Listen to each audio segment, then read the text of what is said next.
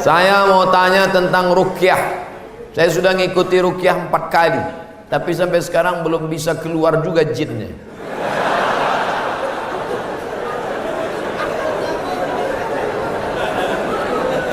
Nanti pergi ke Pekanbaru, mana tahu hari libur, di belakang Hotel Premier ada Masjid Al-Falah. Ini nomornya, catat. Mana tahu ke Pekanbaru. Mungkin sama Ustadz ini jin itu tak takut, yang ini dia takut. Catat nomornya. Ketua Asosiasi Ruqyah Indonesia Provinsi Riau Daratan. Namanya Ustadz Saifullah. 0812 768 9119 0812 768 9119. Kalau emergensi 911, kalau diganggu hantu 119. Datang ke sana, jadi tak salah kita coba. Kalau siang namanya Ustadz Saifullah, kalau malam namanya Ustadz Zafrullah, di masjid yang sama. Mana tahu kebetulan ke Pekanbaru malam, datang ke masjid yang sama, namanya Ustadz Zafrullah. Ada orang 7 tahun nikah tak punya anak, diruqyah sama Ustadz Zafrullah, punya anak. Pas ditanya kenapa, rupanya ada jin yang menghalangi pertemuan antara sperma dengan sel telur, dihalanginya sehingga tak jumpa. Jangan. Dibacakan usir. Kata Ustadz Saifullah, ada pula bencong LGBT di ruqyah sehat, ternyata yang masuk tuh jin bencong. Jadi saya tanya, Ustadz, jadi ada jin tuh bencong? Ada, kata dia. Itulah yang dimasuk ke dalam. Itu. Ustadz, udah di ruqyah 2-3 kali tetap juga sakit, berarti tidak. Pemarah, laki saya ini pemarah Ustadz. Sudah di ruqyah 5 kali tak juga hilang marahnya, berarti tak salah jin. Memang dia pengamuk. Makanya kadang kita kasihan juga sama jin nih. Sikit-sikit salah dia. Sikit-sikit salah dia. Aku tak selamanya salah, kata jin. Ustaz, ayat yang dibacanya kan ayat kursi. Coba saya dengar yang dibacanya itu ayat kursi. Kenapa kita yang baca, kenapa jin itu tak keluar? Ini bukan masalah pistolnya, tapi man behind the gun. Orang yang punya pistol. Kita bacakan Allahu la ilaha illal qayyum la ta'khudhuhu sinatun wa la nawm lahu ma, tak mau dia keluar, malah ketawa jin. Ditanya, jin, kenapa kau tak mau keluar? Sesama hantu di dalam saling mengusir. Hantu ngusir hantu, mana mau? Yang membaca itu ulahnya 11-12 macam hantu. Apa hukum suami menyembunyikan uang gajinya? Kadang memberi istri sikit, padahal gajinya besar. Berapa tadi hak ibu? Ingat, berapa hak ibu tadi? Makan, pakai, tempat tinggal, pendidikan, perhatian. Kalau kurang, maka laki-laki ini dituntut di hadapan Allah Subhanahu wa taala. Hai laki-laki yang gajinya banyak tapi mengasihi bini sikit, maka ingat 5 ini mesti kau tunaikan. Alhamdulillah Ustaz Somad, dulu selama ini abang tuh cuma 100.000 lah dikasihnya. Setelah mendengar ceramah Ustaz tadi malam, bertambah berapa? 110. Tambahlah. Nabi sedang duduk. Nabi duduk-duduk di bukit Safa, datang seorang perempuan namanya Hindun. Apa kata dia? Ya Rasulullah, inna Aba Sufyan rajulun syahih. Suamiku itu orangnya pelit. Boleh tak aku ambil duitnya untuk makan anak-anakku? Kata Nabi, ambillah. Itu dalil boleh mengambil duit laki yang pelit. Tapi kalau kurang, kalau udah cukup jangan ambil lagi. Saya tak tanggung jawab. Nanti dia ambilnya semua. Pas ditanya, kenapa kau ambil? Kata Ustaz Somad tadi malam. Misalnya standar di sini sebulan 3 juta. Laki cuman mengasih 1 juta. Maka ibu boleh ambil 2 lagi. Kenapa? Karena itu keperluan. Begitu dalam riwayat tentang Hindun mengadu Abu Sufyan rajulun syahih, pelit. Saya ingin bertanya Ustadz, bagaimana Islam memandang seorang yang mengagumi, mencintai pasangan orang lain?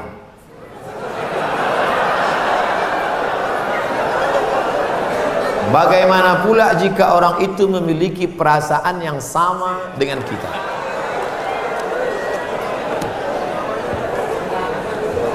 Hidup ini ada pilihan, ada keterpaksaan. Hidup ini ada pilihan, ada keterpaksaan. Saya mau ceramah antara duduk dan berdiri. Pilihan atau keterpaksaan? Pilihan. Ustadz mau duduk atau berdiri? Saya pilih berdiri. Kenapa Ustadz pilih berdiri? Menunjukkan bahwa saya masih muda, masih sehat. Antara minum atau tidak minum, pilihan atau keterpaksaan? Pilihan. Minum atau tidak, terserah saya. Mau saya minum, mau tidak, itu pilihan saya. Nah, masalah cinta. Cinta itu pilihan atau keterpaksaan? Cinta tidak pilihan. Cinta adalah keterpaksaan. Oleh sebab itu maka kadang kita tengok orang ganteng bininya buruk. Kenapa? Terpaksa. Cinta tak bisa memilih. Ketika dia rasional, dia tidak cinta. Maka ketika kita senang dengan orang, kadang kita pun tak tahu alasannya. Kenapa kita tiba-tiba senang dengan orang? Nah, cinta tidak bisa memilih. Ketika kita suka dengan orang, apakah kita berdosa? Tidak. Karena rasa itu ada tumbuh di dalam. Suka tidak berdosa. Ketika dia berubah menjadi action, baru berdosa. Suka kita dengan orang, tak dosa. Tapi ketika kita dekati, minta nomor HP-nya, baru dosa. Lalu cinta itu apa? Cinta kepada anak gadis orang belum menikah, kita bisa nikahi dia. Yang jadi masalah bagaimana kalau cinta sama bini orang? Oleh sebab itu maka rasa itu mesti dibuang, karena dia adalah bagian dari ujian. Ujian. Jangan dipeturutkan. Dipeturutkan, didekati, apalagi sekantor. Witing trisno jalaran suko kulino. Kita tumbuh hanya sering kena. Berawal dari 6. Pertama, nazratun, pandangan. Setelah lama memandang, fabtisamun, senyum. Setelah senyum, fasalamun, selamat pagi, good morning. Setelah salam, fakalamun, kerja di mana? Di BP, sekantor ya. Setelah fakalamun, famau'idun, janjian. Bisa ketemu kita nanti siang? Oke. Sukanya makan apa? Ayam panggang. Sana kalau gitu, iya. Faliqaun, pertemuan. Setelah pertemuan, bekerjalah setan, lalu kemudian makan bersama, makan siang. Apa kata orang Inggris? No free lunch. Tak ada makan siang yang gratis. Akhirnya terjadilah apa yang terjadi. Maka kalau ada bibit-bibit itu terasa di dalam, tekanlah dia, jangan lagi pandang, jangan diperturutkan. Itulah nilai jihad. Bukan jihad berdarah-darah melawan Belanda, tapi jihad hawa nafsu yang justru jauh lebih besar. Melawan meriam Belanda banyak orang tahan, meriam Belina payah. Bagaimana hukum kita sholat berjamaah di suatu lapangan, terus sopnya putus-putus? Mohon penjelasannya Pak Ustaz. Sawus sufuf, luruskan sop. Fa inna taswiyatas sufuf min tamamis sholah. Lurusnya sop bagian dari kesempurnaan. Sholatnya sah, tapi kurang sempurna. Sholat tadi berjamaah di sini sah, tapi kalau putus-putus kurang sempurna. Imam, luruskan dulu, tengok. Saya sholat di Masjid Istiqomah di Bengkalis. Apa kata imam? Luruskan shaf, matikan HP.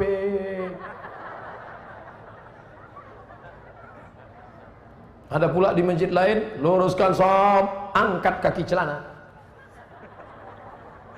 Ada pula di masjid di Dumai lain lagi, luruskan shaf, simpan batu cincin. Saya tanya, Pak Imam, kenapa lain ini? Iya Pak Ustaz, batu cincin ini buat orang tak khusyuk. Waktu tasyahud tengok, sudah deh. Tapi tiga-tiganya sepakat bahwa luruskan shaf. Cara meluruskan shaf itu Pak Ustaz, ujung kaki di ujung tumit, ujung kaki di ujung shaf. Kiblatnya ke sana. Ini ujung sajadah, tumit. Nah, tumitnya yang rata. Takut pula terlentang. Tumit. Jadi yang rata itu tumitnya. Adapun ujung kakinya ya tergantung kaki masing-masing. Kalau kakinya panjang, panjang. Kalau pendek, pendek. Mangkibun bimangkibin. Bahu rapat dengan bahu. Bahu bersentuh dengan bahu. Bersentuh dengan bahu. Saya kalau bahu saya disentuh orang, saya tak. Cuman kalau kaki kadang disentuh, geli kita. Nah, jadi kalau ada kawan, kita senggol kakinya sekali, dia geser, jangan disenggol lagi. Nanti asik ngurus kaki. Saya khawatirnya dia preman baru tobat. Begitu kita dipijakkannya, gitu. Bertinju kita di masjid. Kalau sampai kita bertinju di masjid, nanti yang ketawa yang tak ke masjid. Kenapa orang itu bertinju di masjid? Gara-gara kaki. Untung kita tak ke masjid. Allah pak balak 6. Nah, jadi bahu rapat dengan bahu, kaki rapat-rapat sedikit lah. Kalau dia risau atau setempel. Setelah itu barulah imam angkat takbiratul ihram. Allahu Akbar. Bagaimana hukum suntik rubella yang belum sertifikasi halal MUI? Sampai sekarang Majelis Ulama Indonesia tidak mengeluarkan sertifikat halal sampai hari ini. Itu yang disampaikan oleh Sekjen MUI, Wakasekjen MUI, Kiai Haji Dr. Kiai Tengku Zulkarnain. Oleh sebab itu kalau ada yang memakai itu alasannya karena darurat. Karena kata dia kalau tidak disuntikkan ini anaknya sakit, cacat, mati. Kita kalau dipilih antara dua, mati atau makan babi, pilih mana? Makan babi. Tak boleh pilih mati. Masuk ke dalam hutan, pilihan cuma dua, mati sama makan babi. Kau pilih mati atau makan babi? Aku mati aja lah, tak boleh. Mesti makan babi. Ambil kecap, colek-colek babi itu.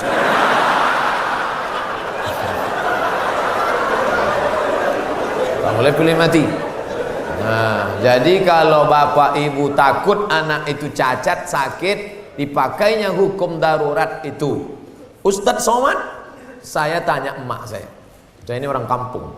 Mak, aku dulu waktu kecil ada disuntik cacar, suntik ini enggak. Kau dari kecil tak pernah disuntik.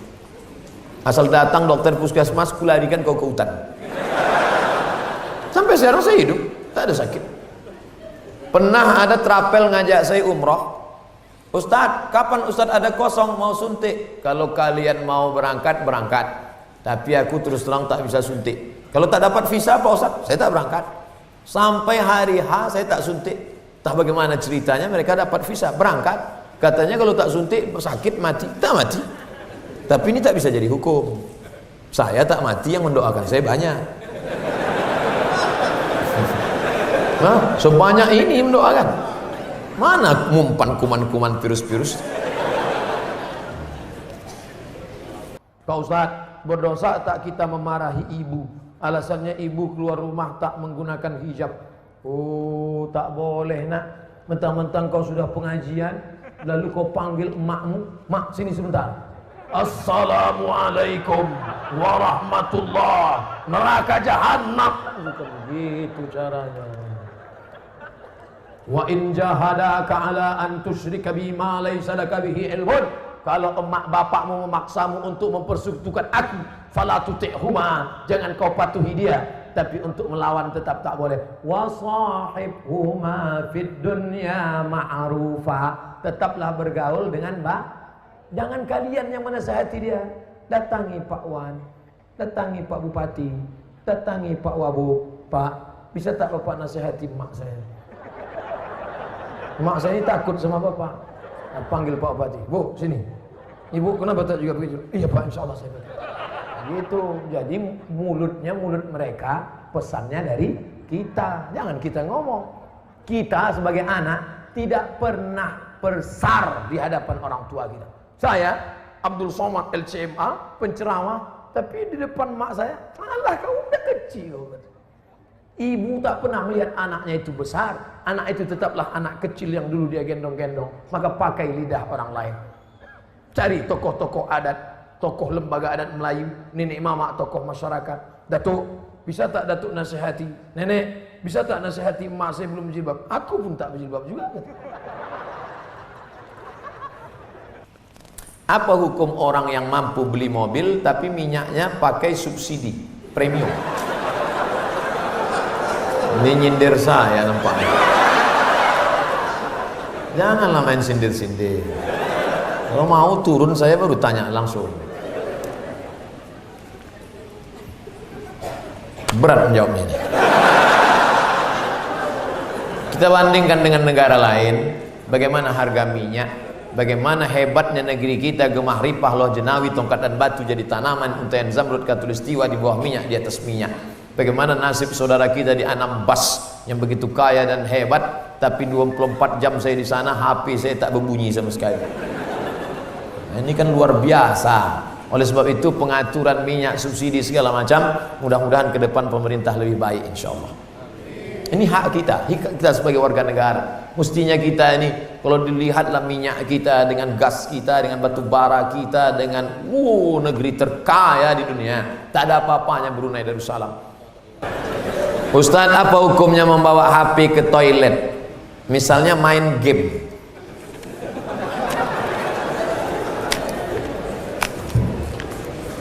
Ada orang buang air besar sambil main game. La ilaha illallah Muhammadur Rasulullah. Fokus sajalah di satu pekerjaan. Tak usah lain-lain. Pak Ustadz, saya mau nanya, apakah orang yang bertato itu tidak diterima sholatnya? Ada orang pakai tato. Apa tulisan tatonya? Orang yang bertato tidak diterima sholatnya.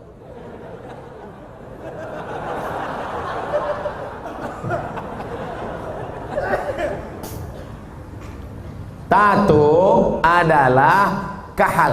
Kahal adalah celah yang dimasukkan ke dalam kulit dengan cara dilobangi, dimasukkan kahal. Itu tato zaman jadul. Tato zaman sekarang, tato listrik, tato macam-macam jadi mantap. Waktu masih muda tegap, gambar tatonya ular kobra. Setelah tua kena diabetes, mengkurut, cacing pita.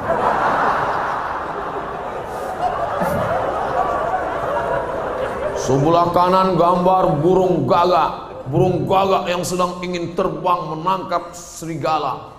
Tiba-tiba karena sudah tua, kurus, keriput, gambar burung puyuh.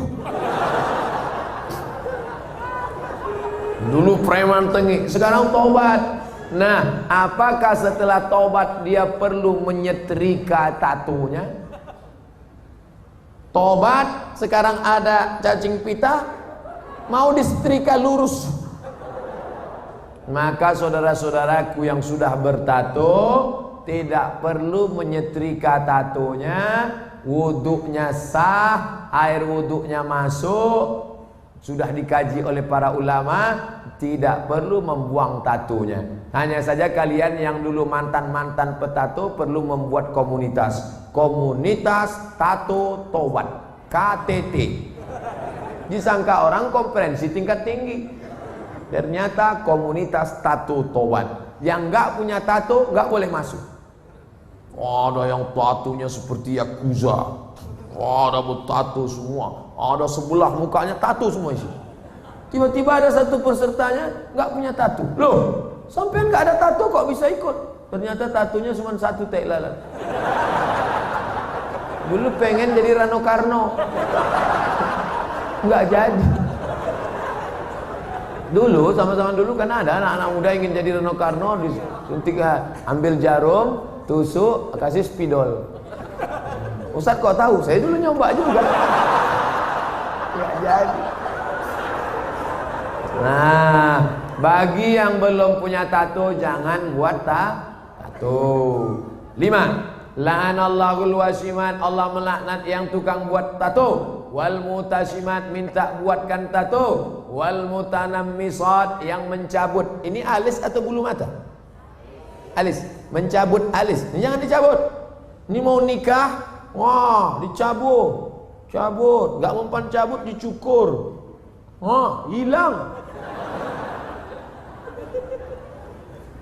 Tukang buat tato, minta buatkan tato, mencabut bulu mata, alis mata. Wal mutafallijat, mengotak-atik gigi sudah bagus diotak-atik, kecuali giginya memang nggak wajar. Setiap melihat dia senyum pingsan 3 orang.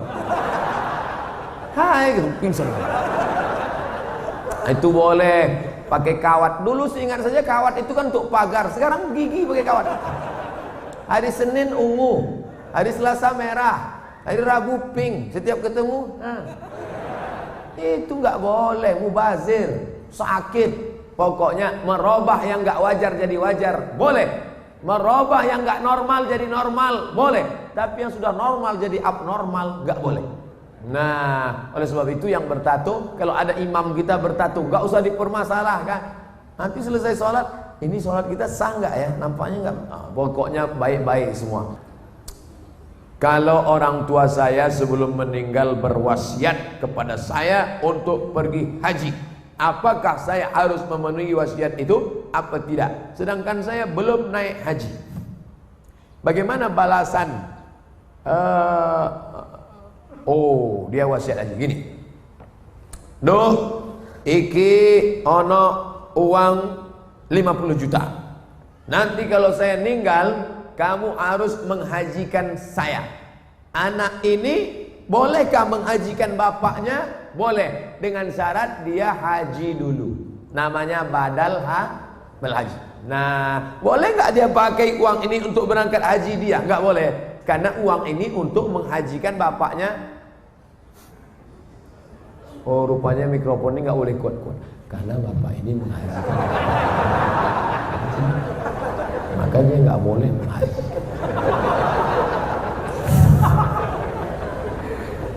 Jadi dia harus haji dulu, baru dia bisa menghajikan bapaknya. Dalilnya mana? Labbaik Allahumma subruma, labbaik Allahumma subruma.